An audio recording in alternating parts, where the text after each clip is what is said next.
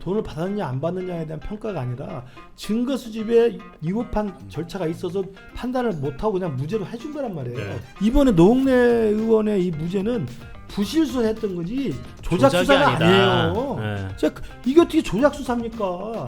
조작 기소도 아니고. 그러니까 이재명 대통령 너무 김치국물 먹지 마세요. 그러니까 노웅래가 부실 수사로 무죄 나왔다고 해서 자기도 조작 기소라고 숟가락 얹으려고 그러는데 이거 멍청한 짓이야.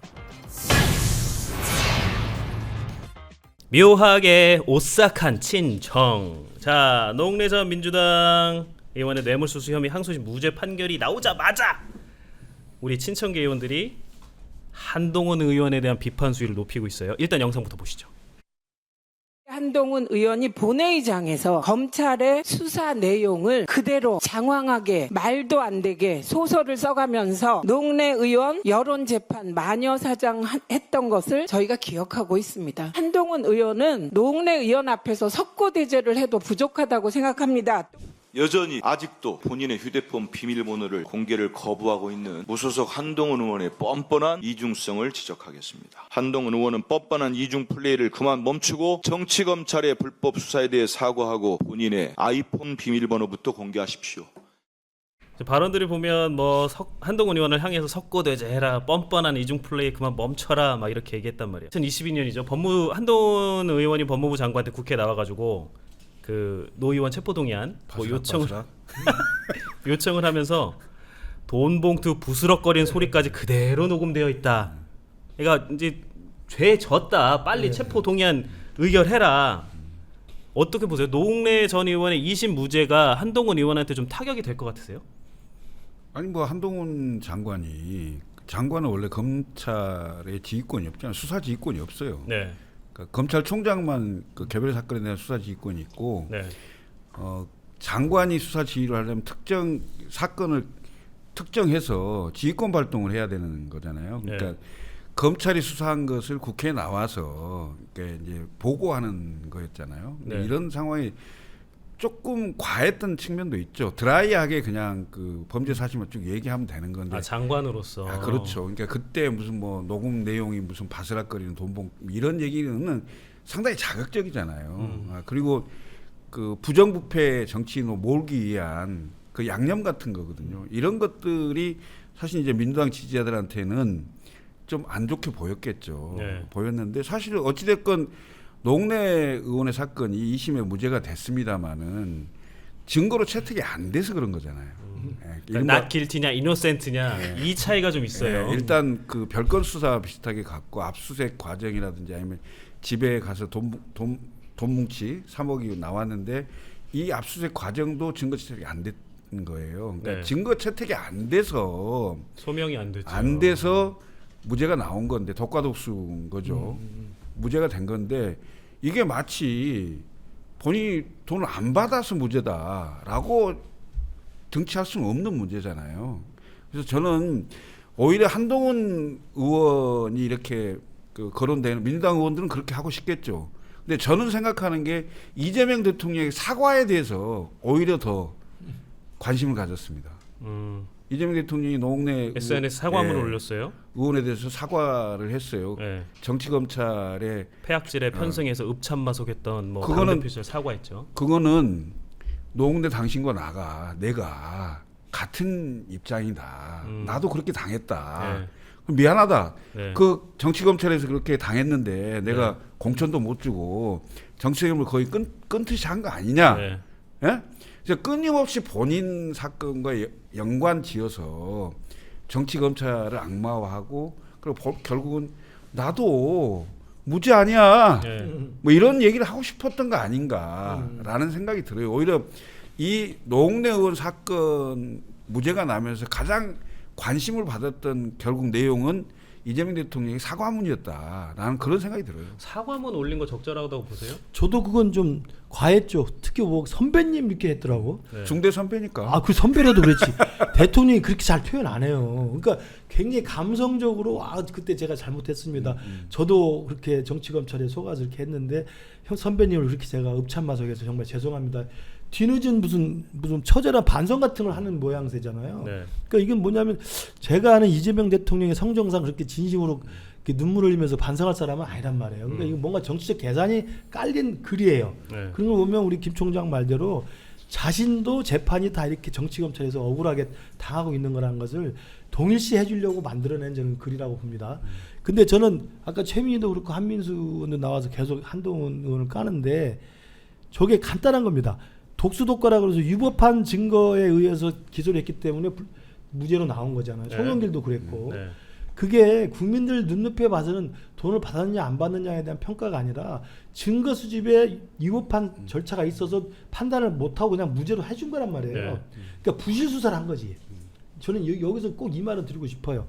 이거 우리 저기 꼭 그 쇼츠로 해줘. 네. 그러니까 올공에 가서 주장하는 장동혁 대표가 이걸 부실 선거인데 부정 선거라고 주장을 하잖아요. 네. 그러니까 사실은 선관위가 너무나 잘못했죠. 네. 말도 안 되는 부실 관리, 부실 선거, 부실 투표용지, 부실 개표를 했잖아요. 네. 부실 입력 막 네. 다 저거 부실한 거야. 네. 근데 그게 부정 선거는 아니란 말이에요. 네. 우리가 3.15 부정 선거나 무슨 그 권력이 자기가 정해놓고 누구를 당선시키고 누구를 떨어뜨리려고 무슨 기분값을 넣어서 부정 선거를 한 건 아니란 말이에요. 네. 계획적이고 의도적으로 반복적으로. 네.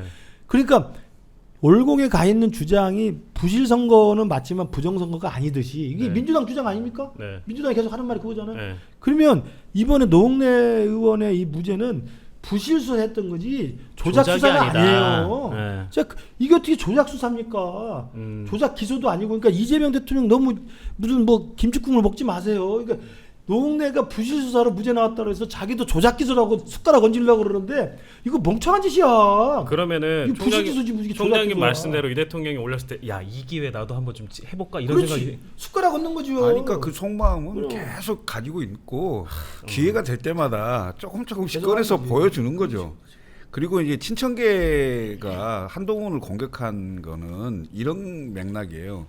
지금 그 지역구가 이지은 전 대변인 볼콕. 볼콕했던 친천계의 핵심 중에 한 명이잖아요. 네. 그러니까 이분이 노웅래 전 의원이 대통령이 그 정도 사과를 했으면 다시 놀배갈 가능성이 커졌잖아요. 지역구가 같죠. 그 지역구예요. 네. 그 네. 노웅래 전 의원의 지역구에 이지은 전 대변인이 출마를 한 거죠. 네. 공천 노웅래 노웅래 컷오프 돼가지고. 컷오프 되면서 네, 저기 보면은 노웅래 전 의원이랑 이지은 지역위원장이 마포구 갑으로 갔고 아까 이제 한동훈 의원 적격했던 최민희 의원이랑 최재성 당대표 특보단장 원래 또 같은 지역 같은 지역구고 예. 한민수 의원이랑 박용진 의원 그 원래는 반명이었잖아요. 그렇지. 친명으로 화려하게 복귀한 박용진 의원 그 위원장이 강북구 을이랑 똑같아요. 네. 요즘에 도는 사진 그거 한번 올려주세요. 커뮤니티에 올리는 나 저거 보고 징그러워가지고 한민수 의원이랑 저 박용진 의원이 이렇게 네 자리 내 거야 약간 이런 원래 박용진 의원 지역구였죠. 한민수 의원이. 그렇죠. 맞아요. 예. 거기에 박용진 의원이 반명으로 찍혀서 두 명이 갔다가 논란이 돼서 낙마했는데 세 번째로 한민수가 온 맞아요. 거예요. 처음에 정봉주가 갔다가 뭐 논란이 돼서 사퇴하고 그다음에 또 무슨 이소영인가 누구 또 하나 변호사 갔다가 날라가고 한민수 의원 세 번째 온 거예요. 세 번째. 너 그 공천한 것도 사실 막 억지로 끼워 넣었다 아, 그치. 야 이런 얘기도 하루 있잖아요. 전날인가요? 등록 전날인가 그랬을 네, 거예요. 하루 전날인가 그래가지고 그랬어요. 한민수 의원이 된 거예요. 그러니까 박용진은 의원은 지금도 그 지역을 지키고 있어요. 네. 사무실 내고 활동을 해. 어, 그러니까 한민수 의원 계속 하는구나. 입장에서는 그럼요. 한민수 의원 입장에서 눈에 가시죠. 그래서 제가 알기로는 이번 지방선거 때 저기 구청장에 이승훈이라고 TV 많이 맞아요. 나왔던 예, 예, 변호사 예. 이승훈 변호사가 구청장 후보가 선출됐어요. 네. 근데 정청래 쪽에서 잘랐어. 네. 저것도 다 한민수하고 박용진 사이에 물밑에서 보이지 않는 알력이에요. 아니 그럼 전대 이후에 친천계 의원들이 계속 이제 노선을 바꿀 거냐는 벌써 바꿨다고 봐야 되네요. 아니 꼭 그런 건 아니고 내가 봤을 때는 결국은 친천계하고 친명계 간에 마지막 대전이 총선 공천이에요. 네. 공천을 앞두고 네. 근데 이제 전례가 있어. 이재명 대통령이 당 대표일 때 비명 행사를 했잖아. 네. 그러니까 비명 행사에 전례가 있는데 사실상 이재명 대통령의 명픽에 의해서 김민석 대표가 됐잖아요. 네. 그럼 결국 이재명의 마음이 투영된 공천이 될 가능성이 높을 거 아닙니까? 그런 걸 보면 지금은 협조할 건 협조하고 견제할 건 견제하는 상황에서 자신들의 세력을 굳건히 하려고 할 거예요. 네. 그렇지만 이제 결정적일 때 남을 거냐 나갈 거냐 공천을 안 줄 것 같으면 나갈 거고 그러지 당을 않겠어요? 나간다. 그렇죠. 나갈 거고 네. 공천이 될 것 같으면 굴욕을 참고 견디겠죠. 그런데 이제 이런 케이스를 한번 생각해 볼 필요가 있어요. 당은 같이 했지만 아까 이제 보수 정당의 케이스는 뭐 이재호, 이방호 얘기를 했지만 민주당 계열에서 이런 비슷한 그 선거가 있었어요. 정동영 후보가 그 대통령 후보 나왔을 때 역대 최대 표차로 졌잖아요. 네. 예? 네. 이명박 대통령한테 졌잖아요. 네. 그때 정동영 당시 후보는 비노였지, 비노. 네. 예.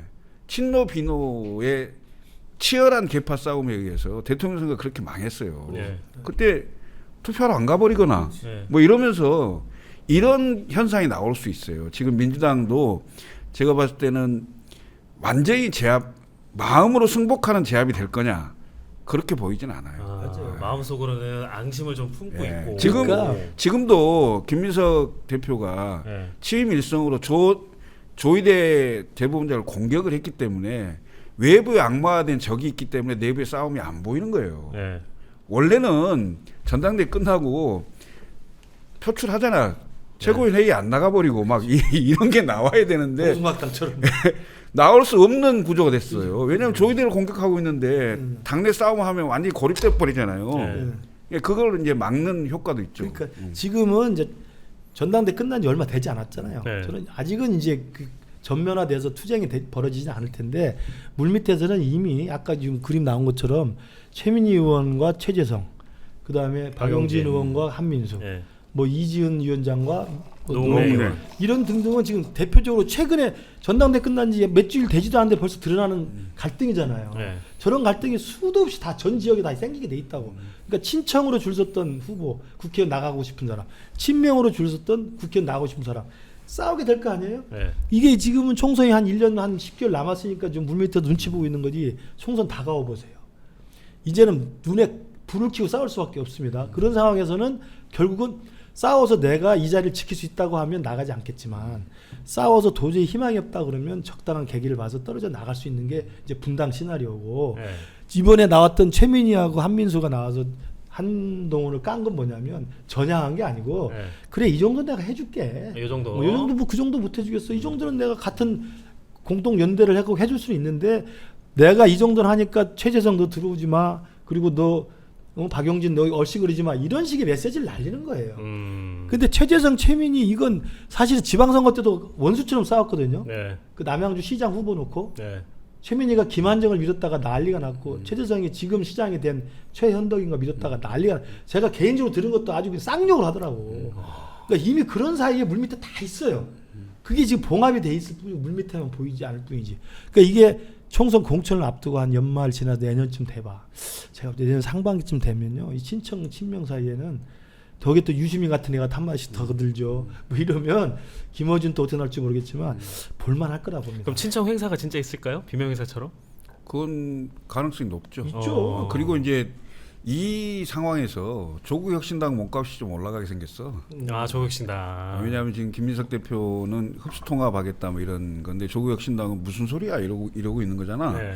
근데 친청이 굳이 밖에 나가서 당을 만들 필요가 없어. 이미 있잖아. 이미 있어. 옮겨만 가면 돼. 그래서 옮겨갈 둥지를 미리 네. 김민석 대표가 값을 얼마나 쳐주냐에 네. 따라서 또 달라질 수 있어요. 그러니까 그래서 그 민주당 내부의 권력 투쟁에 의해서 밖에 있는 조국혁신당 몸값이 올라갈 수도 있다. 그 김민석 대표 어쨌든 당대표 취임하고 지금까지 평가는 좀 어떻게 하세요? 저는 김민석 대표가 하자마자 아까 말한 조의대 까기를 나섰잖아요. 네. 말도 안 되는 논리로 까는 건데 네. 조의대를 막 거의 조의대 씨 하면서 막 까고 있는데 네. 이거 뭐냐면 내부의 친청 친명 사이의 물밑의 갈등을 포장하기 위한 공동 전선을 펼치는 거예요. 해결이 아닌 포장이라고. 그렇죠. 그다음에 한동훈 까는 것도 마찬가지고. 네. 왜냐면 한동훈 까는 데는 친청 친명이 다른 소리를 낼 수가 없잖아요. 네. 이제 그런 식으로 공동의 적을 만들어서 계속 싸우겠다는 건데 네. 이게 결국 물밑에서는요. 네. 결국 계기가 생기면 드러나게 돼 있습니다. 네. 안 드러날 수가 없어요. 저는 이 부분에 대해서는 그 우리 당에서도 마찬가지지만 총선 공천 시즌이 다가올수록 양당 모두 치열한 권력 투쟁이 이 벌어집니다. 결국 안 여물 거라고 보세요. 이렇게 아유 되죠. 절대 되지 않습니다. 아니 근데 김 대표가 아까 조국혁신당 말씀하셨는데 박범계 의원 단장으로 해서 통합투진단 발표했잖아요. 근데 약간 온도차가 있단 말이에요. 말씀하신 대로 조국혁신당은 신장식 대표가 그랬잖아요. 아니 갈등부터 상처부터 좀 치유하자. 갑자기 통합 얘기를 좀 거부감을 나타냈단 말이에요. 결국 안 될까요 이게? 그러니까 김민석 대표 입장에서는 거저 먹으려 그러고 아 신장식 대표 입장에서는 값을 좀 쳐달라는 얘기고. 그게 뭐야? 그러니까 결국 이게 우리 좀 분배해달라 좀 자리. 그렇죠. 그러니까 지금 현역은 12명이 있는데 그분들이 그냥 통합하는 상황이 생기면 조국혁신당 의원들은 다 비례해요. 지역구 의원이 한 명도 없잖아요. 그럼 딜을 쳐야 돼요? 지역구 활동을 해본 적이 없어요. 그냥 당연히 민주당 의원들 입장에서는 조국혁신당 의원들에 대해서 두려움이 없어요. 이게 바람직한 건지 모르겠는데 결국 통합까지 가면은 우린 최소 몇 명까지는 지역구를 줘 이런 거 그렇지. 구체적으로 오가야 돼요. 물밑에서 이렇게 할 수밖에 없겠는데 이게 이제 본래 연원을 따져보면 정청래가 당대표 있을 때 뜬금없이 조국혁신당 합당자가 나왔었잖아요. 네. 그러니까 사실은 친청이 혁신당하고 합당은 먼저 생각했고 거기에 우호적인 사람들이 많아요. 친청이. 네. 그리고 오히려 친명, 특히 이재명 대통령은 그 부분에서 동의했는지 안 했는지 잘 알 수는 없으나 좀 떨떠름했거든. 네. 그래서 중간에 이게 그 무산된 거 아니에요. 네. 조국혁신당 합당 논의가. 네. 그래서 정청래가 한 발 뺐단 말이에요. 그리고 전당대 끝나고 정청래가 졌어. 네. 김민석이 됐어. 근데 김민석이 갑자기 조국혁신당 합당 이야기 하는 건 뭐냐면 아까 말한 대로 저쪽이 또 다른 반명의 둥지가 될 걸 생각해서 미리 입도 선매하겠다. 얘가 입도 선매. 너 우리가 쳐줄 테니까 너 행해라도 친청기하고 뭐 할 생각하지 마. 일단 계약서만 쓰자. 입도 거래는 이따 선매하겠다는 하고. 거야. 괜히 거기 또 둥지 하나 만들어 좋고 여기서 뭐 여기서 친청이 이제 쫓겨나는 애들이 글로 가버리면 골치 아프잖아요. 계약서가 아니고 MOU지. MOU 양해각서. 입도 선매 하겠다라니까 신장식은 그것도 이름이 정착가 나온 놈이라 정치를 좀 알거든. 네. 그러니까 자강 없이 연대 없습니다. 딱 그러잖아. 아직은 너 연대 생각 안 하겠다 이런 이야기거든. 시간이 남아 있거든. 좀 딴 얘기한데 그럼 조국 전 대표는 언제 좀 이렇게 탁 튀어나올 가능성이 좀 있을까요? 글쎄요, 시간을 좀 더 벌어야 되겠죠. 그건 이미 이번 선거 보궐선거 평택 보궐선거에서 국민들한테 정치인으로서는 그냥 자격 미달로 정의된 거 아니에요. 아우 다른 쪽은 그렇게 생각 안 한다니까 지지자들. 그리고 아마 조국 혁신당에서도 조국은 이미 할 역할이 없을 거예요. 자 형님들 슈퍼챗 들어왔습니다. 마포 통요 시민 김구식 교수님 건강한 보수 지킴 어른이 되어주십시오. 응원하겠습니다. 10,000원. 진짜 많어. 낭만 꼰대 좋아. 감사합니다. 감사합니다. 동아일보가 열심히 잘 쓰도록 하겠습니다. 근데 이게 또 관전 포인트 중에 하나예요. 김민석이 앞으로 정치를 할 때 이재명을 꿈꿀 거냐, 네. 이해찬을 꿈꿀 거냐. 그게 이해찬 그 묘소에 가서는 뭐 민주당의 황금 시대를 열겠다면서 20년, 30년 집권론을 얘기하면서 자기가 판의 설계자가 되겠다, 판메이커 얘기를 했어요. 근데 김민석 대표가 본인의 용꿈을 과연 접을 수 있느냐의 문제겠죠. 네. 용꿈을 꾸는 자가 현직 대통령의 지지율에 대해서 지지율이 낮으면 현직 대통령하고 같이 수장되는 거잖아요. 예? 그러면 현직 대통령하고 차별화를 둘 수밖에 없는 언젠가는. 네. 네. 그런 상황이 되겠죠. 나는 네. 그 시간이 멀지 않았다. 멀지 않았다. 왜냐하면 이미 지금 1년인데 지금. 왜냐하면 지지율이 우하향으로 계속 가고 있거든. 네. 뭐 심지어 유시민 작가는 앞으로 3자가 나올 거다 이런 네. 얘기도 하는 네. 판이니까 네. 지지율이 높은 상황이면 이재명 대통령과 편승해서 가면 돼요, 자연스럽게. 네. 근데 이거가 굉장히 중요한 포인트 중에 하나다. 그럼에도 불구하고 본인이 이해찬처럼 판을 정리하고 본인 욕심을 내려놓는다면 굉장히 보수 정당으로서 위험한 상황이 될 수도 있다. 그러진 않을 거예요. 저는 근데 김민석이라는 분이 절대 절대. 이해찬의 길은 가지 않을 겁니다. 네, 이해찬의 길은 가지 않을 것 같고 저도 그렇게 한번 네. 점을 찍어봅니다.